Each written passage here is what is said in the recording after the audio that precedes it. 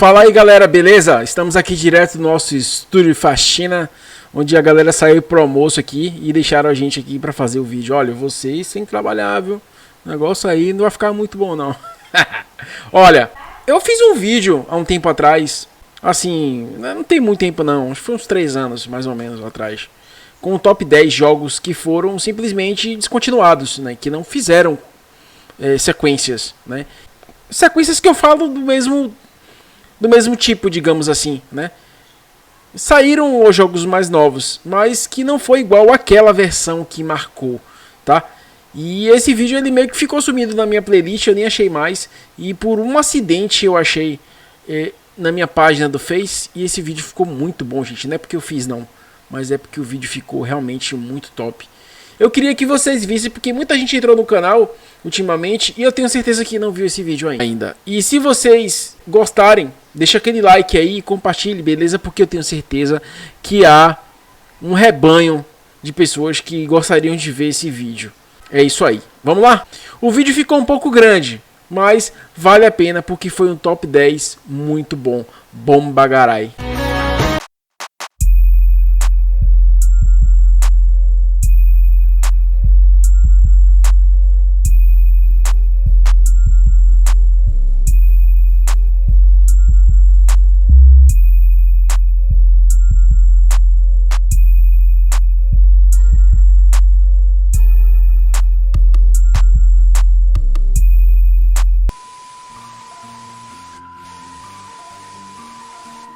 Bom, encabeçando esse top 10 vem The Incredible Hulk. Desenvolvido pela Edge of Reality and Amazing Entertainment e que ganhou versões para diversos consoles, entre eles Xbox 360, PlayStation 3, PS2, Nintendo Wii e por aí vai. Bom, a história do jogo é baseado no filme de 2008, The Incredible Hulk. Ok? Então você pode perguntar, faxineiro, mas por que esse jogo vai entrar no top 10? Bom, eu nunca vi nenhum jogo que é possível destruir um prédio inteiro. Se você jogar esse jogo, você vai perceber que todos esses prédios, todos eles, podem ser derrubados de cima a baixo nesse jogo. Eu não peguei uma cena aí para mostrar para vocês, mas quando eu joguei, eu destruí quase todos os prédios da cidade. Impressionante o nível de destruição. O modo história também tem um enredo bem interessante, faz você querer jogar do início até o final, para um jogo que foi baseado em um filme. Vale lembrar que o jogo é de 2008. Agora aqui para nós, quando ele pega um carro e quebra no meio e faz de luva de boxe, tem coisa melhor? Cara, esse jogo foi muito louco. Eu comprei ele na época, acho que eu paguei foi 150, 180 reais. Mas vou dizer pra vocês, valeu cada centavo. Jogão.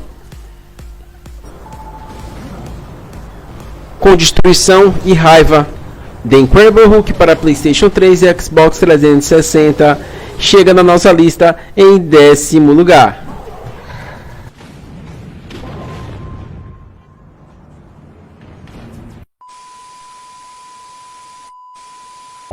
Em 9º lugar vem Lair, para PlayStation 3 exclusivo. Ele foi produzido pela Factor 5 e não houve-se outras notícias sobre o lançamento dele para outros consoles ou que venha a ser lançado mais para frente. Bom, basicamente Lair conta a história de Ron Pedrick, que ele é uma espécie de guardião dos céus e ele acaba mudando de lado em um planeta que foi destruído por vulcões, acabaram com os recursos naturais, bem como o ar do mundo. E nesse mundo, então, houve uma disputa entre duas nações, que foi o Mokai, que era uma nação pobre, e a Zilia, que era uma nação rica. E vendo muita sacanagem, muita desigualdade, simplesmente o Ron Pedrick, ele muda de lado. E ele passa então a ajudar os Mokais. E com a ajuda de um dragão, ele acaba caindo para cima da sua própria nação de origem. Bom, o que eu vi de diferente nesse jogo que eu não tinha visto antes?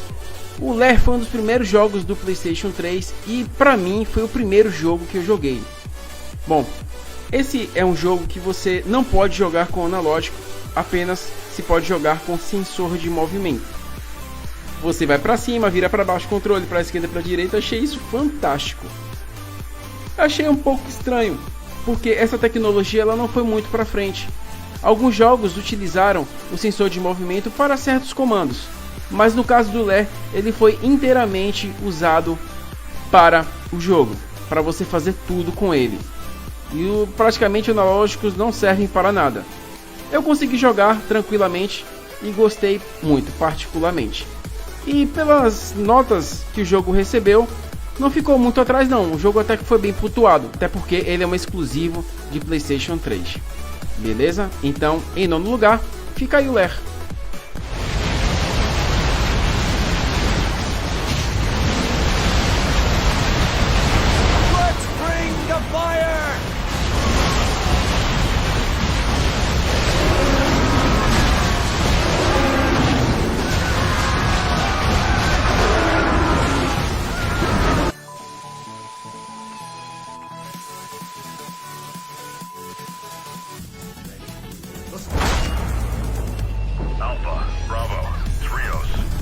Em oitavo lugar, vem Army of Two. É focado em modo cooperativo de estratégias coordenadas. O jogo é de tiro em terceira pessoa. Os jogadores podem jogar em um time com inteligência artificial e com outros jogadores. A jogabilidade foi desenvolvida para que fosse dificultada a utilização de poucos jogadores. Logo, quanto mais jogadores, mais fácil o jogo se torna. Bom, esse jogo ele foi desenvolvido pela EA Games. E na minha opinião foi um dos jogos que eu mais gostei, porque ele é um jogo que pela primeira vez envolve a utilização de outro jogador para fazer as missões. Só que tem aquela coisa, né, de você ter que montar um time com alguém conhecido, porque hoje em dia no PS4 e no Xbox 360 é muito mais fácil conhecer pessoas do que naquela época, né? Em 2008 você realmente tinha que ter alguém com que você combinasse e adquirisse o jogo para poder jogar. No Army of Two na versão 2 saiu para Xbox, só que no primeiro não tinha, era apenas para PS3. Alguns críticos saíram em cima do jogo dizendo que ele era uma cópia barata do Gears of War, mas cá para nós, o jogo é fantástico. Você com seu amigo pode de repente combinar estratégias de ataque, onde um pode flanquear de um lado, outro do outro, e vocês podem pegar de repente porta de carro, combinar defesas com escudo, ou de repente até usar o modo agro, que é algo impressionante, onde jogadores podem ficar mais nervosos e atacar todo mundo de vez. Achei isso bem bacana. Uma pena que o jogo não ganhou uma nova versão. Então, esse é o Army of Two entrando em oitavo na nossa lista.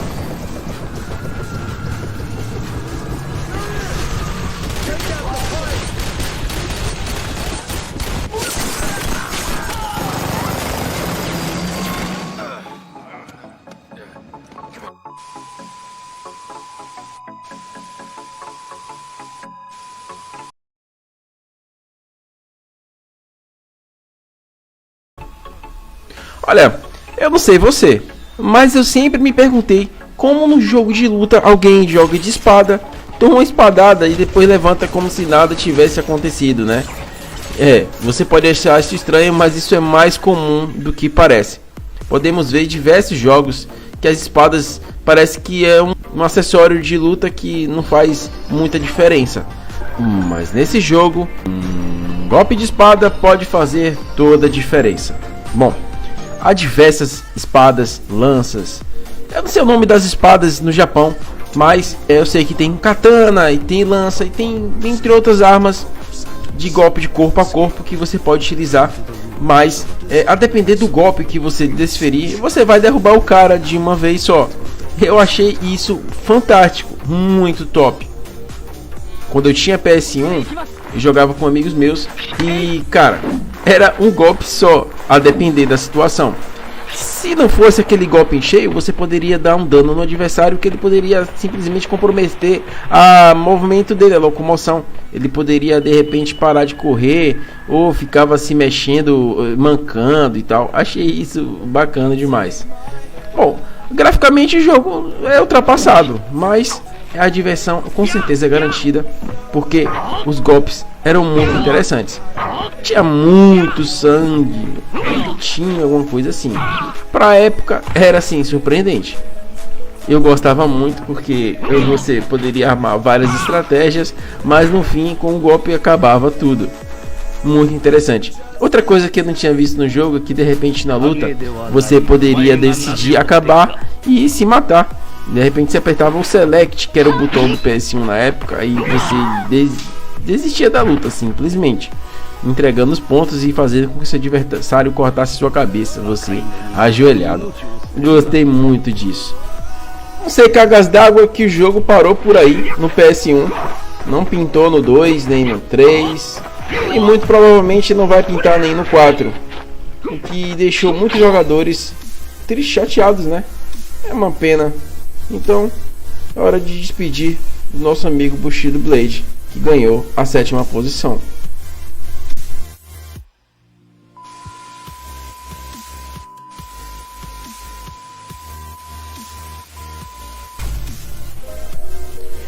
Em um jogo que o reinado era pertencente a apenas um, existia um verdadeiro monopólio, que era o Tony Hawk, onde ninguém mais jogava outro jogo. Até que pintou um concorrente à altura, feita pela ninguém mais, ninguém menos, EA Games. Fez o Skate. Skate é um jogo muito parecido com o Tony Hawk, que é em terceira pessoa, que dispensa apresentações do que realmente é. É um jogo de skate. Só que ele é bem diferente porque o mapa dele é muito grande. Você pode simplesmente explorar o mapa sem parar. Não tem missões, você vai percorrendo os mapas e fazendo, digamos, não vou dizer que não tem missões. Há missões, só que missões locais, onde você pode desde fazer uma corrida, fazer missões de manobras, ou de repente onde você pula e o desafio é simplesmente quebrar os seus ossos. E eu achei isso muito fantástico.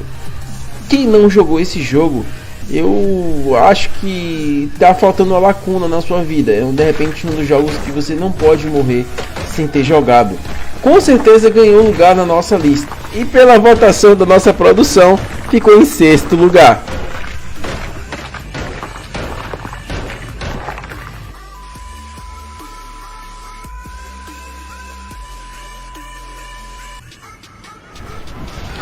Em 2007 surgiu um jogo de corrida que ninguém tinha ouvido falar, de uma empresa chamada Codemasters, que lançou um jogo que veio revolucionar todos os jogos de corrida.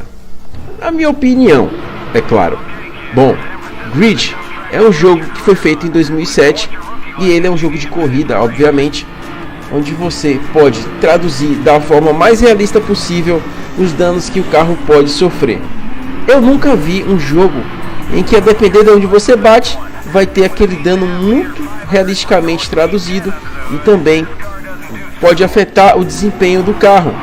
Se o carro bater de um lado que amassar a lateral, onde fica uma roda do lado direito frontal, vai atrapalhar o carro e ele simplesmente vai deixar de correr com o mesmo desempenho. Aí você pode dizer: ah, faxineiro, mas tem tanto jogo assim. Ah, não como esse jogo. Jogue e você vai ver. Esse jogo é muito realista nesse ponto. E outra coisa também que eu achei muito interessante, que no modo online dele, você pode simplesmente ver as bandeiras dos seus adversários. Todos aqueles que estão correndo com você, você vai ver de que país eles são. E eu já cansei de correr corridas em que eu vi americanos, espanhóis, argentinos e diversas outras nacionalidades. E eu vou te dizer que isso influenciava muito.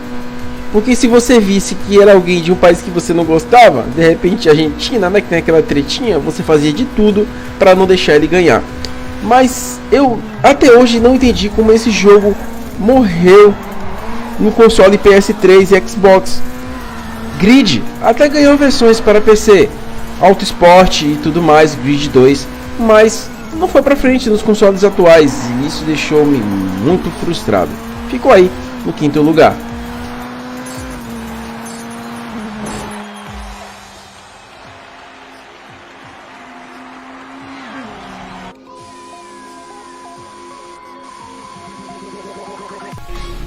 Você já jogou um jogo em que é possível manipular o tempo?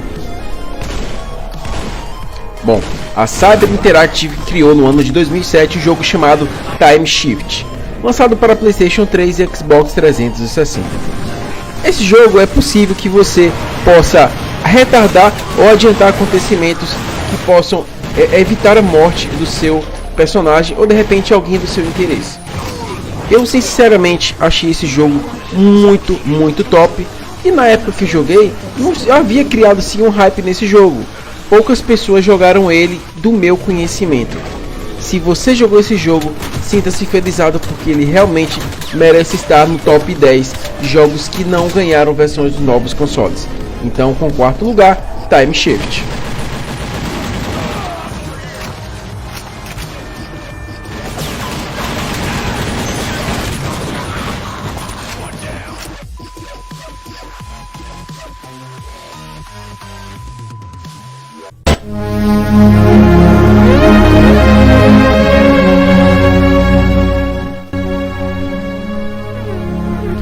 Em nosso terceiro lugar, Cadillacs and Dinosaurs. Se você que é jovem gafanhoto não viu falar desse jogo, é porque você ainda não viveu a vida. Estilo beat'em up, meta porrada. Cadillacs and Dinosaurs é um jogo de arcade onde você presencialmente pode jogar sozinhos até 3 amigos. Vocês metem a porrada em um monte de gente que estão tentando lá meio que controlar os dinossauros no futuro pós-apocalíptico. Para mim esse jogo valeu sim a pena estar na lista, e os jogadores mais antigos old school com certeza jogaram esse jogo. Dá pra ver que o cavalheirismo não é lá essas coisas, né? A mulher lá atrás do carro, cara. Olha isso aqui, impressionante. Mas esse jogo era muito agitado, muito animador, e na época com certeza todos jogaram esse jogo, que no ano de 93 foi o ano que ele foi lançado, mas chegou no Brasil um pouco depois. E vou te contar, foi um dos jogos que era mais disputado, onde tinha, né, na rodoviária, nos bares, né, nos lugares de jogos, sempre muita gente disputou para jogar. Meu personagem favorito era o Mustafa. É o carinha do boné amarelo, ele é muito ágil e os saltos com chute dele acertavam múltiplos adversários. Olha só as referências da Capcom, mano. Esse cara verde aí lembra alguém? É um jogo da Capcom, né? Então as referências eram até esperadas na época. Bom, infelizmente esse jogo não teve nenhuma continuação no PlayStation 1, nem Xbox 360, nenhum dos consoles mais novos, e pelo visto ficou no passado. Terceiro lugar, Cadillacs and Dinosaurs.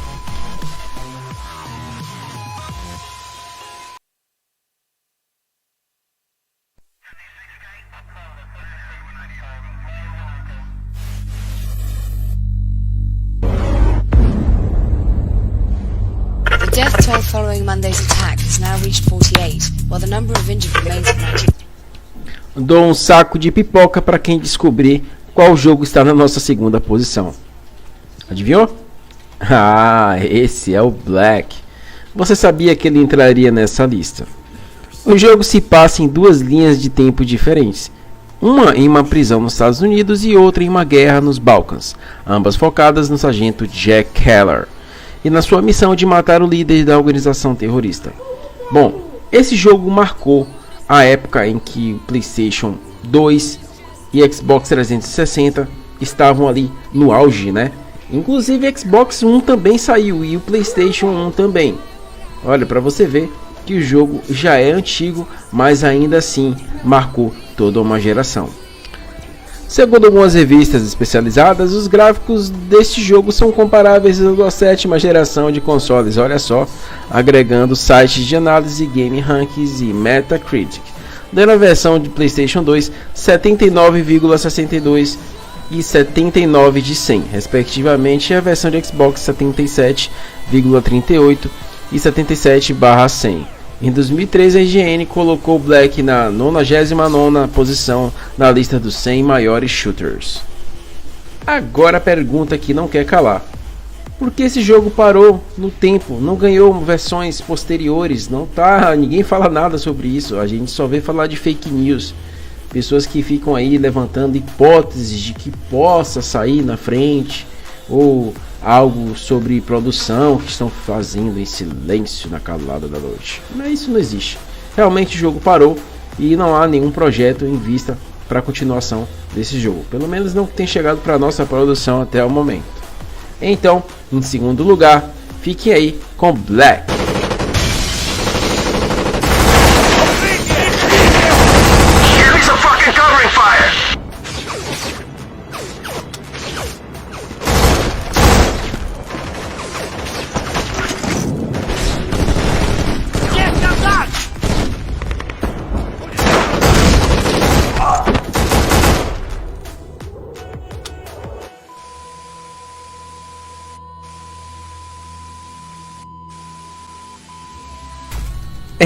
Então chegamos no topo da nossa lista. Em primeiro lugar, Def Jam Fight for New York. É a sequela de Def Jam Vendetta, um jogo de luta em 3D com características hip hop, lançado para GameCube, PS2, Xbox e é seguido por Def Jam Icon, que é uma bosta.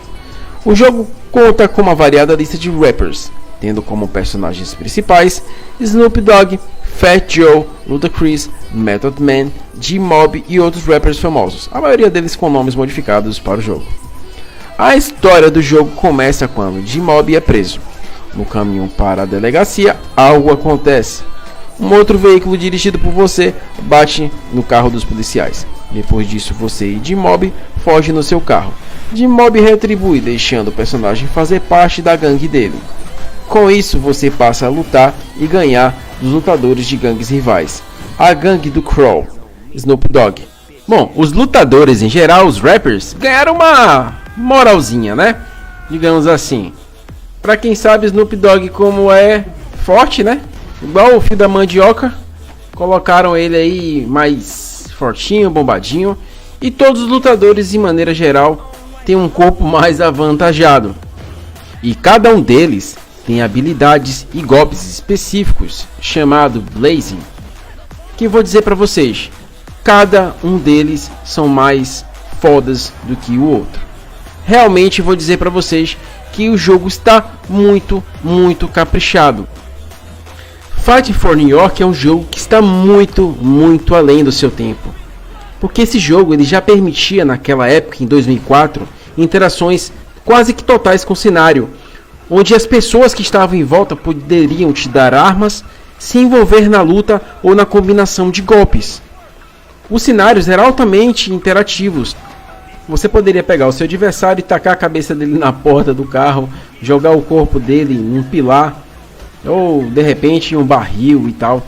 E os danos que o personagem levava, o lutador, eram vistos fisicamente, ou seja, a roupa ia rasgando, o olho ia ficando roxo, ia sangrando.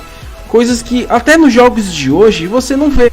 O jogo permitia até que você arrumasse uma namorada, mas você meio que teria que tomar ela da mão de algum rapper em alguma luta.